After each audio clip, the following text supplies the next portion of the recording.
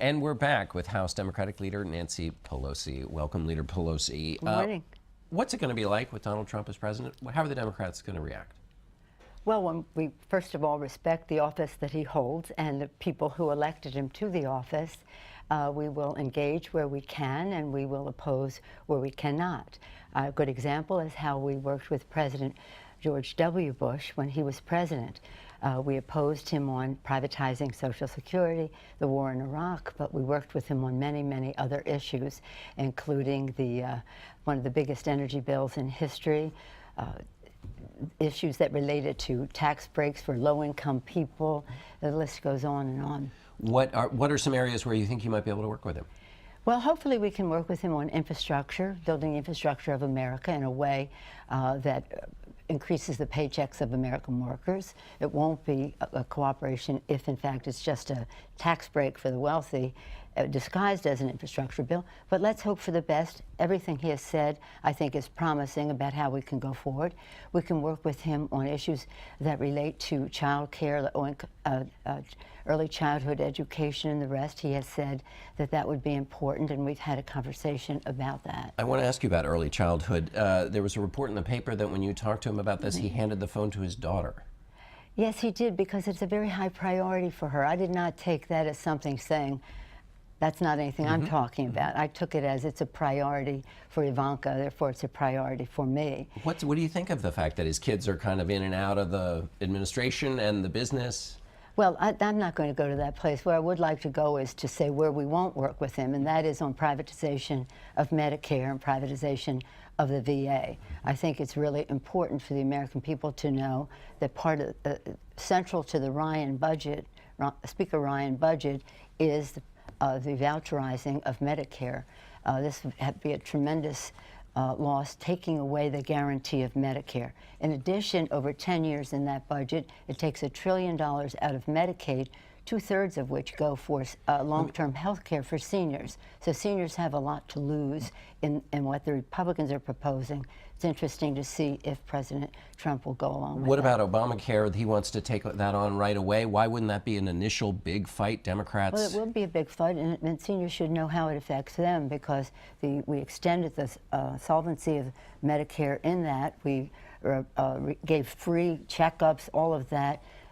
Close the donut hole, which increased the prescriptions, drugs for seniors. So seniors have a lot to lose, both in the voucherizing of Medicare, cutting of Medicaid, and what it wants to do for the Affordable Care Act. The Democratic Party is in a moment of questioning about its identity. You were reelected to lead the Democrats in the House.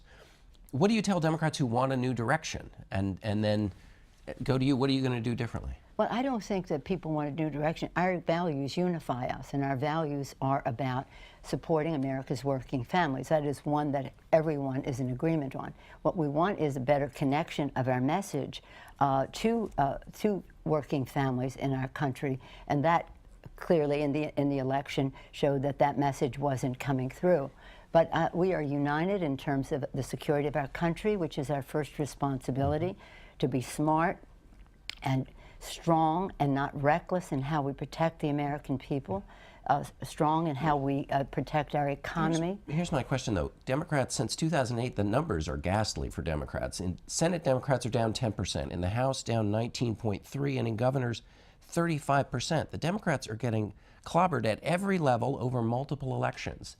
That seems like a real crisis for the party. Well, you're forgetting that we were up 56. You know, we went up so high in 2006 and 2008.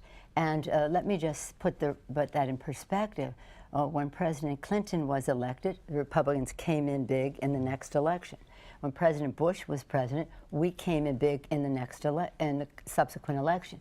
When President Obama became president, the Republicans came in big in the next election. I guess my question is, the Republicans reacted to their losses with a big revolution and a change. They have a very new president at the top of their party now.